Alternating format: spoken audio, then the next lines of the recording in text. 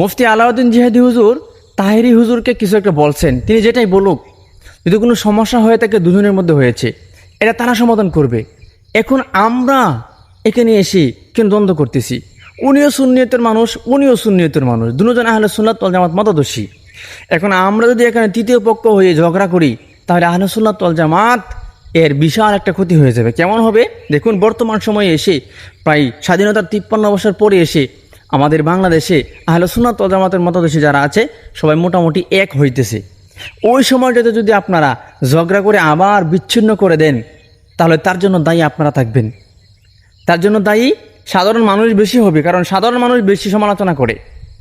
এখন আপনার জন্য আমার জন্য করণীয় হবে, আপনি আমি চুপ থাকবো। আর যদি চুপ থাকতেই না পারি, তাহলে বলবো আপনি ফোন দেন, জিহাদি হুজুরকে ফোন দেন, ওনার সাথে যোগাযোগ করেন, তাহির হুজুরকে ফোন দেন, ওনার সাথে যোগাযোগ করেন, যোগাযোগ করে বলেন যে আপনারা দুজন বিষয়টা সমাধান করে ফেলেন, তাহলেই তো হয়ে যায়।